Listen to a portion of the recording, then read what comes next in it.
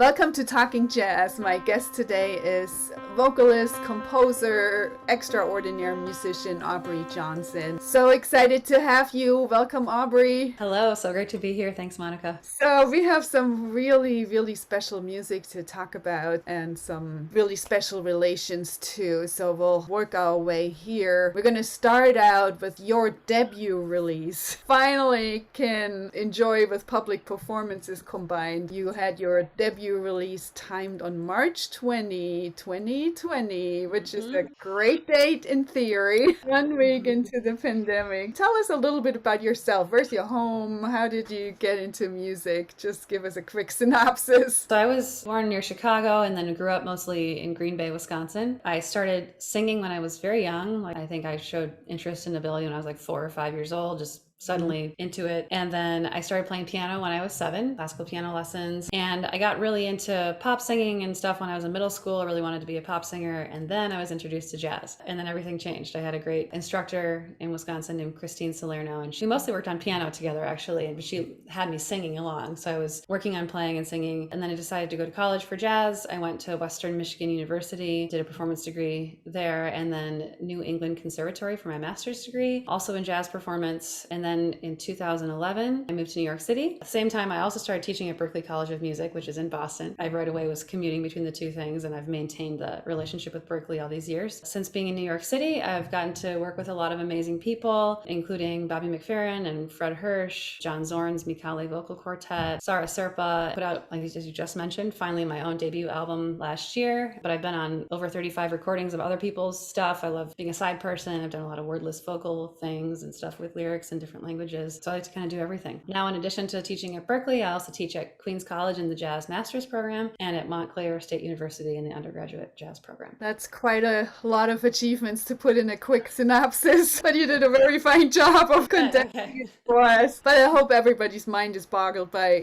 just in a very short amount of time, all the things you have achieved. And when you said 35 recordings as a side woman, that's a lot. And to put that into like years and months, that means you're in the studio a lot and doing a lot. Tell us about this debut album and No More I Love Yous and Annie Lennox song. The debut album was a long time in the making. I started working with a set of musicians in New York City, I think around 2013. We played a lot of gigs around the city, and each time we would play a gig, I would add a new arrangement or a new composition, and we kind of like workshop it over the course of several years, which is not the luxury we always get when we make an album. But for me, I was really working up to feeling like I was ready to make an artistic statement. And it was really important to me to have something that felt really solidified and confident about. So we recorded actually in 2017, and it didn't come out till 2020. So yeah, it was recorded back then. But this track, No More I Love You, is a cover of, actually the band that first played it is called The Lover Speaks. It's an 80s pop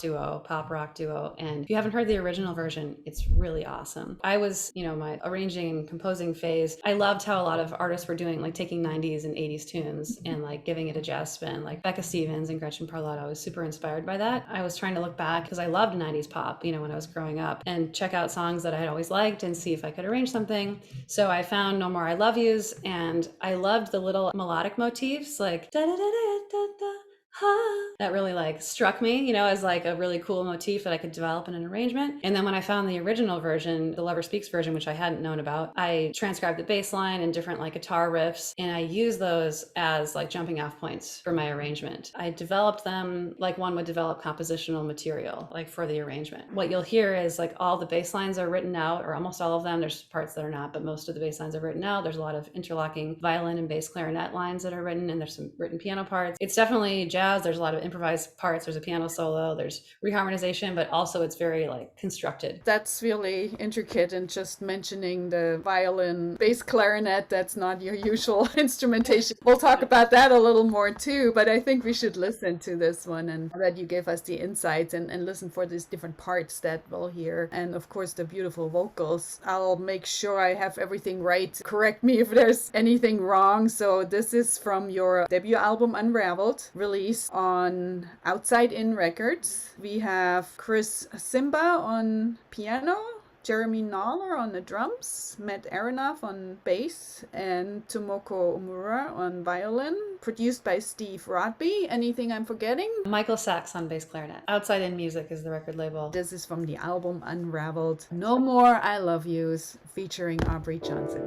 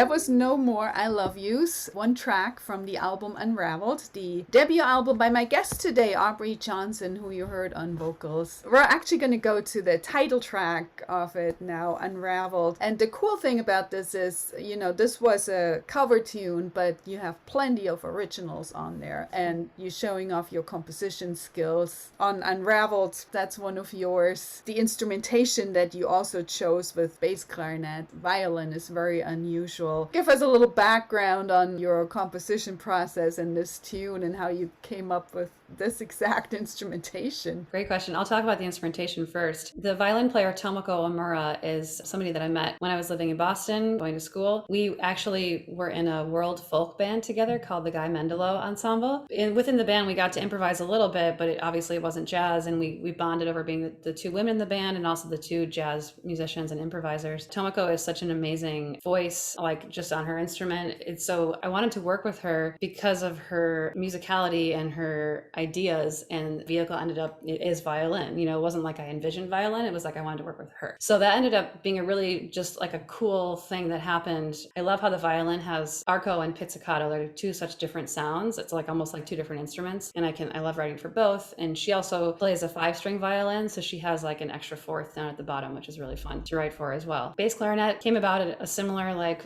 accidental way. When I was in grad school, I was writing music for my graduate recital. I ended up working with this alto player that was a really, really good doubler. His name is Michael Thomas. He lives in New York. He's awesome. I realized like, wow, he plays all these instruments. I should really just try writing for them. Why not? So I wrote stuff for alto flute and bass clarinet, soprano sax, clarinet, because he could kind of just do everything. And then I landed on like, whoa, bass clarinet is a sound that I love. In the band, I have Michael Sax, who's an alto player and a bass clarinet player. And on the album, mostly he's playing bass clarinet, actually. So it just kind of came together that way. And I realized like, wow, this is the sound that I love. It wasn't really that I envisioned it first, but then once I heard it, I knew it was what I wanted. And then about Unraveled, title track, the title refers to the dual meaning of the word unraveled. One meaning like, things falling apart, coming apart. You imagine like someone's life becoming unraveled. It's like, they're falling apart. But also you use the word unravel to talk about like unraveling a mystery or a truth or like getting to the core of something. And that's really the story that the song tells, which is kind of like a journey through mental illness and depression and feeling like things are falling apart. You don't know who you are, but then the path to recovery, which actually involves going in and figuring out, what's going on with yourself through many different processes, that unraveling of the truth about who you are and who you want to be. So the song is very kind of has a lot of different themes, but they're connected. While it's about depression, it's also very hopeful. It's like working through something very difficult and finding a way to the other side and feeling more whole. That speaks a lot to what's going on right now. I have so many students, I have to say. We just get back in the classroom, and there's so many students that are struggling with these tough isolation times and having depressive episodes, having, mental issues, because it's understandable and they're not sure how to deal with it. It's not something you're taught. So I can totally identify with this process that you're saying of unraveling the problem to get to the bottom so you can rebuild. Let's see if we can get unraveled and then re-raveled from your song when we listen to it. Let's give it a try. This is the title track from Aubrey Johnson's debut album Unraveled. It's Unraveled, and it just came out. Well, it came out last year, but we have it now on Outside in Music, and here we go.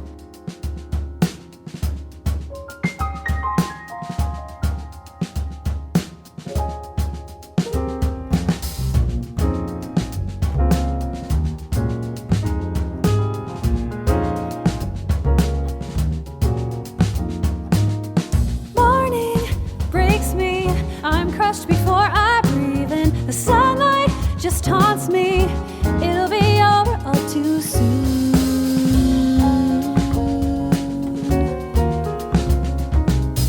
Time slips through my fingers.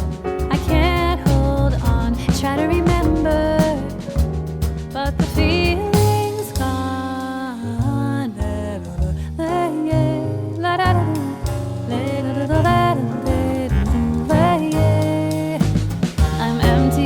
Unraveled, asking in vain for something real, a memory, a sadness, something to show me how to feel alive again. I wanna be alive, take back what's mine.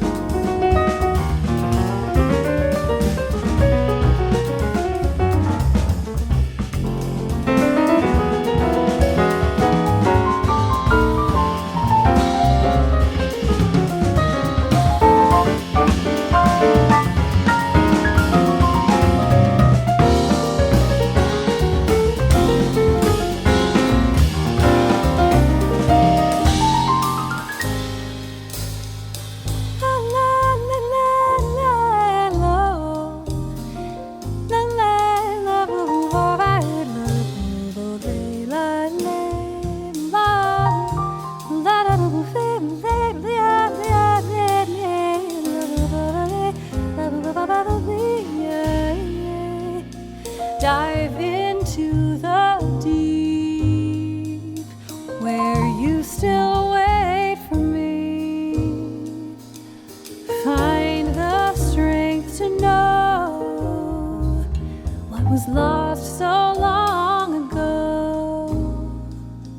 Shine a light so I can see, and when I get there, I'll be home. I'll be home.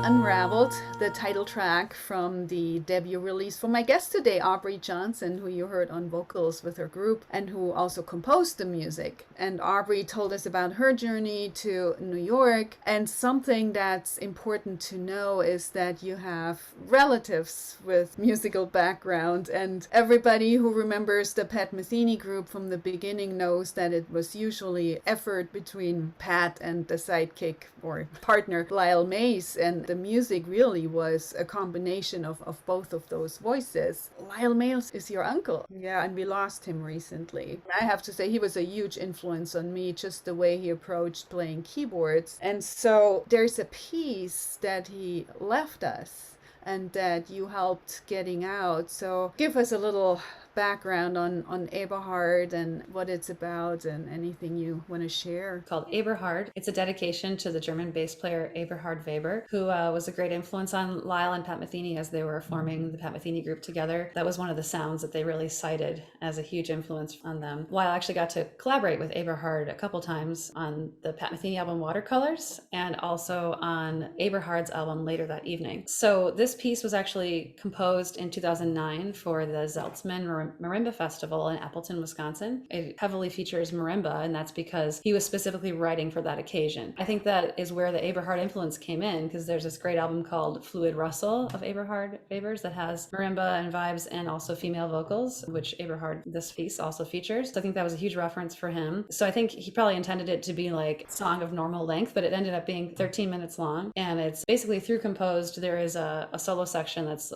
loosely like a long blues form in the middle that Bob Shepard takes a solo over. So it was premiered back in 2009. And then in 2011, Lyle basically left the music business for various reasons. And then in 2019, he learned that he was sick and he wasn't sure what was going to happen. And he suddenly remembered or realized that it was very important that Eberhard was put out into the world, whatever happened. In August 2019, he set to work furiously making sure that this piece got recorded. I like to say he had otherworldly standards that like he was holding himself to standards that nobody in the world will ever hold him to. So everything needed to be exactly perfect with the recording process and who was on it and the production process. And luckily he was able to oversee the entire thing. Before he passed away, he heard like the second to last mix and even gave notes on like what he wanted to be changed. So he was really involved in the whole process. So everybody recorded along to his demo that he created. And anyone that has heard Lyle's demos and knows his programming abilities, you might imagine the demo is like almost like a studio quality sounding work. Every part was recorded on top of the demo and then just kind of replaced part by part until it was complete. That took place over 5 recording sessions, like I said. There's 16 musicians on it. It's a very large ensemble. There's 4 cello players, LA-based studio musicians. There's a woodwind section, all played by Bob Shepard. 3 vocalists, myself, Rosanna Eckert, and Gary Eckert. Organ and other Rhodes and other keys. Mitch Foreman played that. There's 2 bass parts, Steve Rodby on acoustic bass, Jimmy Johnson on electric bass. And we have Alex Acuna on percussion and Jimmy Brantley on drums. And of course, Lyle on piano and keyboards, and Wade Culbreath on marimba and vibes. And I'm glad you put that together for us. So this was released to the public now and is available. Is it on streaming services to be heard? Yes, it was released August 27th, 2021. And it's on all streaming services. It's also on Lyle's website, lylemays.com/store, vinyl, CD, digital download, and t-shirts and mugs too, and posters. And then it's also available on Amazon and anywhere you might buy CDs or vinyl. Yeah, I guess the part that I left out was, so after Lyle passed away, it was put to me to manage his estate and manage his music, intellectual property. And so it was kind of like up to me to figure out how to release it. I chose to release it as a single track, as you know, because I really believe so strongly that it needs all the attention, and I didn't want it to be, distracted from by being released along with an older recording or something like that. So it's an unusual choice, but I feel really good about it. And I also self-released it. I didn't go with a record label because I really wanted to do everything like the way that I thought Lyle would have wanted it. I feel good about how it turned out. It's a gorgeous piece of music. I mean, this is a real masterpiece, and I'm so happy we can play it and share it, hopefully. So lylemays.com, LYLEMAYS.com. This is where all the info can be found, and this is where the merch, so to say, can be found in addition to it. Highly encouraged. We live in the streaming world, and you click on it once. This is something that needs to be kept in a form that can touch. I would say let's just close our eyes and enjoy this masterpiece, because it's really beautiful and gorgeous. Here's Eberhard by Lyle Mays, featuring all the people that Aubrey mentioned. Here we go.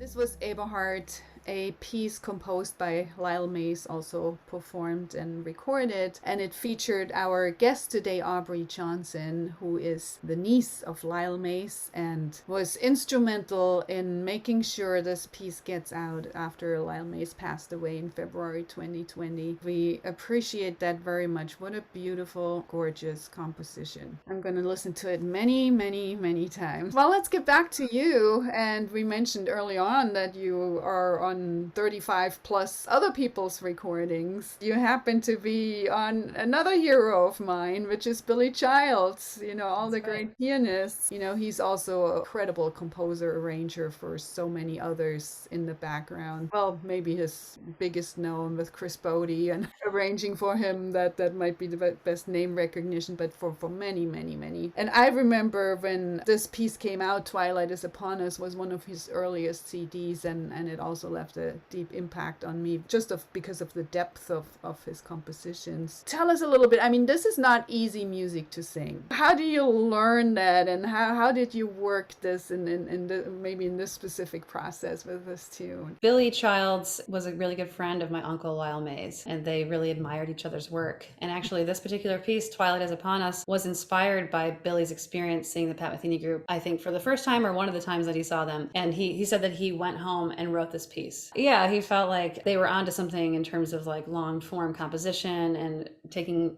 the listener on a musical journey, many different sections. So this piece is very special in that it's very influenced by Lyle and Pat and sort of almost dedicated to them. As you mentioned, this was recorded early on, but then he decided to re-record it on his 2020 release, Acceptance. My voice was added actually right before the album was finished because they recorded the piece and Billy just felt that he really wanted like a human like vocal quality to it. He and I had been in touch like a couple times like through Lyle, and I'd gone to his concerts and he was aware of my singing. I got a call from him and he's like, do you want to record this piece and can you have it by Friday? It was like Wednesday night. And I was like, absolutely, whatever I need to do, I'll make it happen. I called up a friend and like booked a couple hours in a studio. I spent Thursday learning the piece and then I went and recorded it along with what they'd already recorded. And you asked about the way that I go about learning something difficult and challenging. And like, as I mentioned earlier, I play piano. So I really treat everything that I do as a vocalist the way I treat something I would learn as a pianist. And I try to impart that to all my students as well. It's like the voice has a very intangible feeling, like there's no pressing of any buttons or striking of any strings. It just kind of happens. And so there are things about it that are more difficult when it comes to singing complex music. But I really feel that if you approach it like an instrumentalist and even use an instrument to like sing along with and help sort of like teach it to yourself through your instrument as well, it can really make it so much easier to sing something that's instrumental in nature. I learned it just the way you learn anything, put on a metronome, go slow,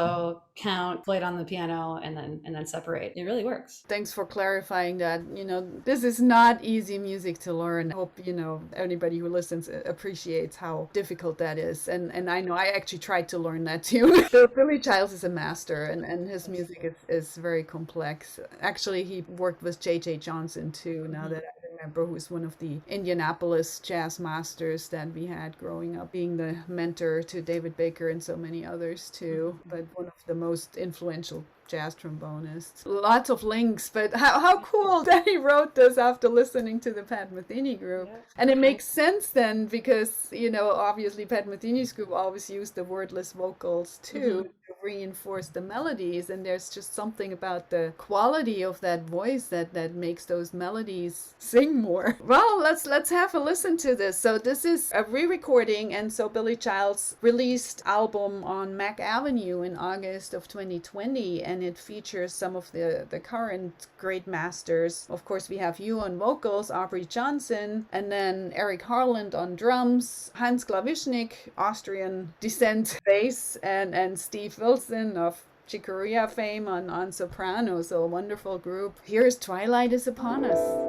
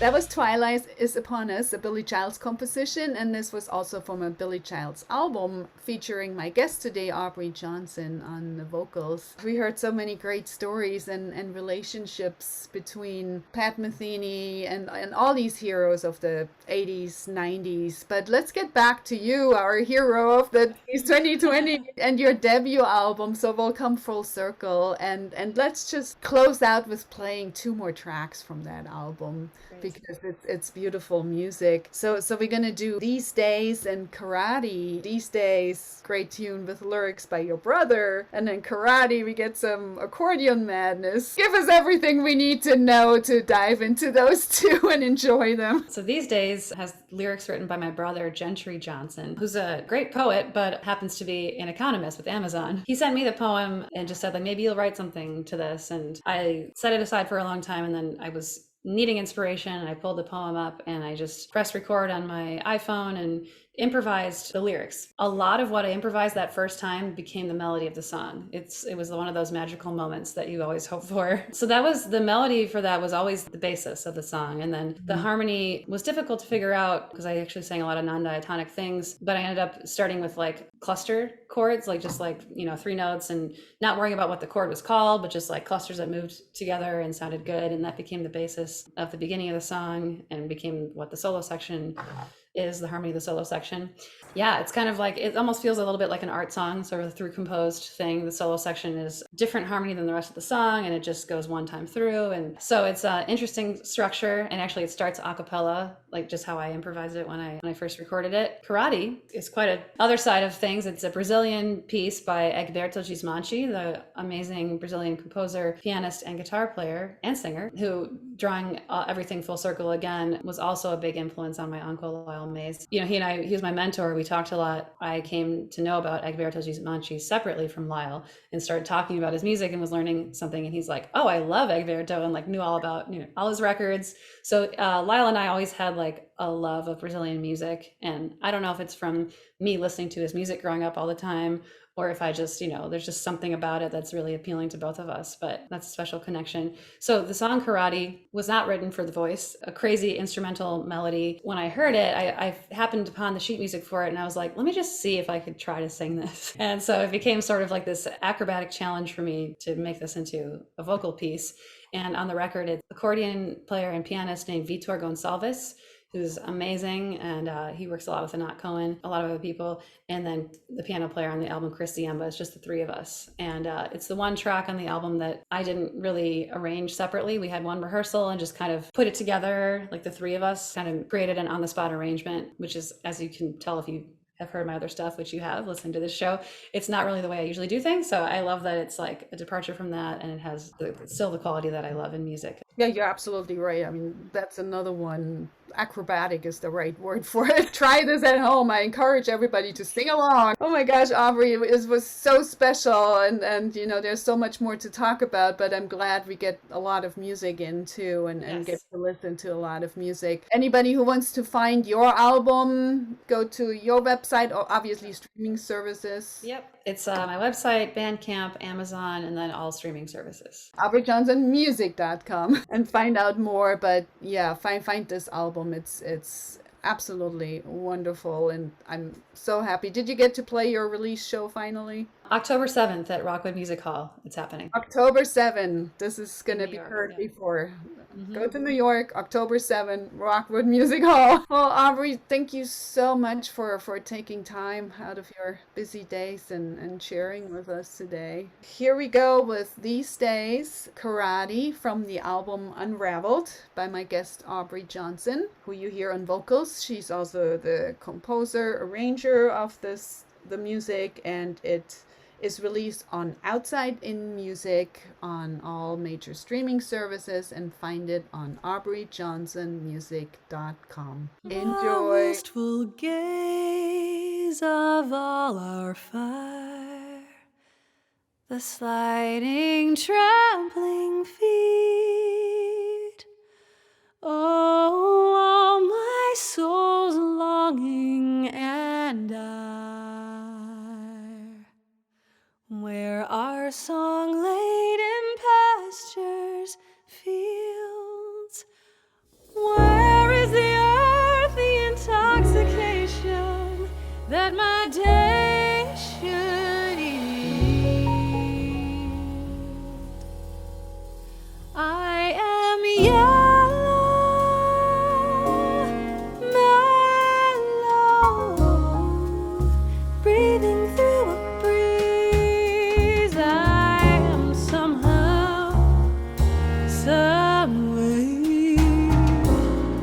looking to our souls a peace.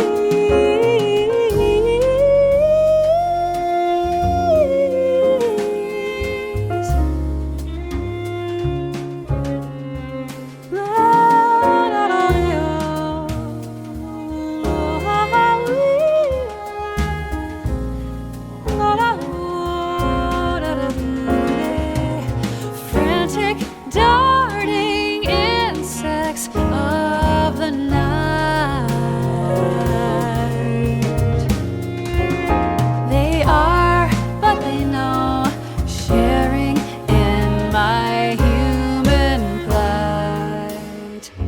Quiet, languid fixtures of the sky. They are etched in forever, but I wait for their paint to dry. Neurotic and lovely, we are alone upon a hill beside a child. This is the heart of hardened stone.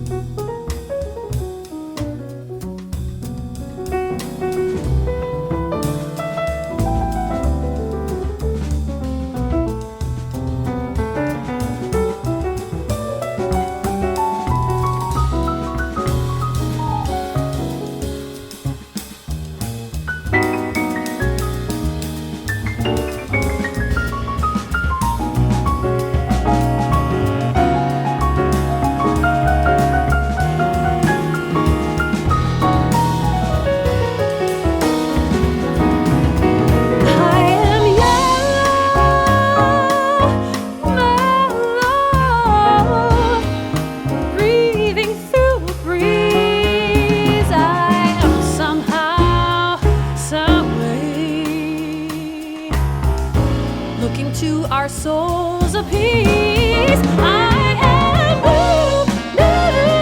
crying out over the waves.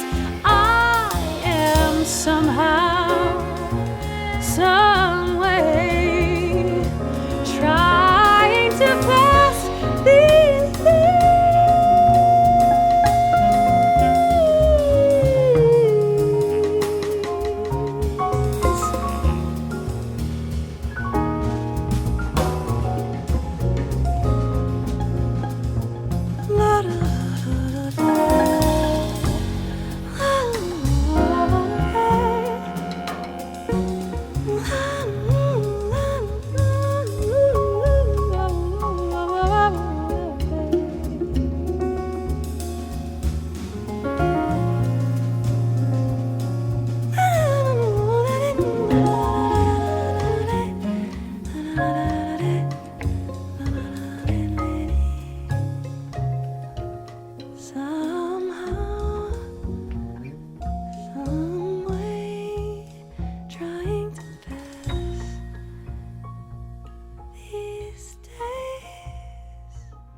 For listening to Talking Jazz. My guest today was composer, educator, vocalist, arranger, Aubrey Johnson. Tune in for Talking Jazz every Thursday at 11 a.m. and every Monday at 7 p.m. right here on WETF 105.7 FM in South Bend, Indiana, or online at WETFthejazzstation.org. Also find videos of previous shows on YouTube on the Monika Herzig channel. That's MonikaHerzig. Subscribe to get the newest updates. Thank you for listening.